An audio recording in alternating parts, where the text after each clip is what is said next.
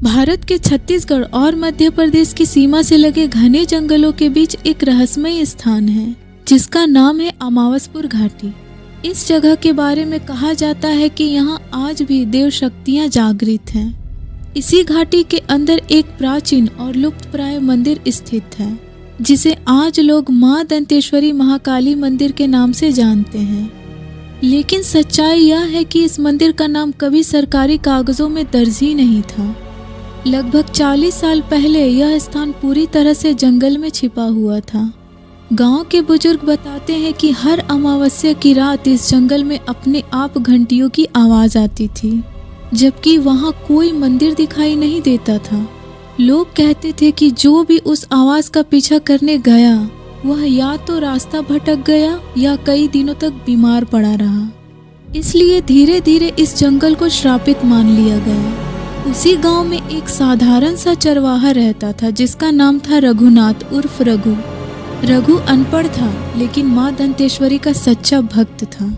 वह रोज सुबह जंगल में गाय चराने से पहले बस इतना कहता था कि हे मां दंतेश्वरी मेरी रक्षा करना।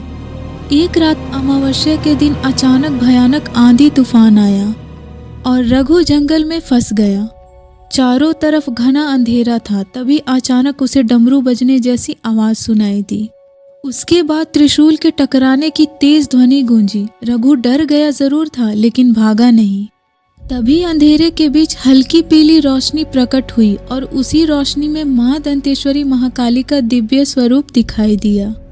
मां के हाथ में त्रिशूल था, आंखों में करुणा थी और चेहरे पर अद्भुत शांति थी। मां ने रघु से कोई शब्द नहीं कहा, बस अपने हाथ से घाटी के अंदर एक स्थान की ओर संकेत किया। अगले ही पल वह रोशनी गायब हो गई। अगली सुबह रघु उसी जगह पर पहुंचा जहां जमीन अपने आप धसी हुई थी, जैसे वर्षों से कुछ छिपाया गया हो। गांव वालों को बुलाया गया, खुदाई शुरू हुई और कुछ ही समय में मिट्टी के नीचे से मां दंतेश्वरी महाकाली की प्राचीन मूर्ति, एक त्रिशूल, एक घंटी और एक दीपक निकला जो बिना तेल के भी जला हुआ प्रतीत हो रहा था।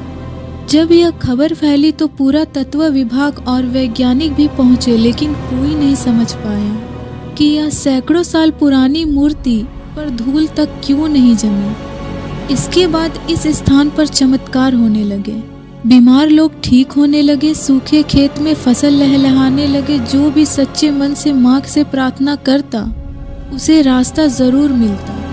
आज भी कहा जाता है कि हर अमावस्या की रात इस मंदिर में अपने आप घंटी बजती है और दीपक भी जल उठता है। रघु ने कभी खुद को पुजारी नहीं कहा, उसने बस इतना कहा मां ने बुलाया था इसीलिए चला गया। कुछ वर्षों बाद रघु अचानक गायब हो गया, लेकिन गांव वालों का मानना है कि आज भी जब कोई सच्चा भक्त दुख में होता है तो सबसे पहले मां दंतेश्वरी मंदिर में एक दीपक अपने आप जल उठता है। और कई लोगों ने यह भी कहा है कि उस समय एक साधारण चरवाहे की परछाई दिखाई देती है जो आज भी मां की सेवा में लगा हुआ है।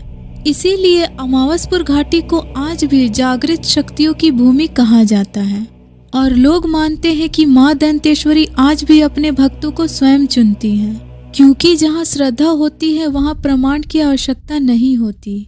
ऐसे ही रहस्यमय वीडियो देखने के लिए हमारे चैनल को सब्सक्राइब जरूर करें। धन्यवाद। जय माता दी। ऐसे ही रहस्यमयी और इंटरेस्टिंग वीडियोस देखने के लिए चैनल को सब्सक्राइब जरूर करें।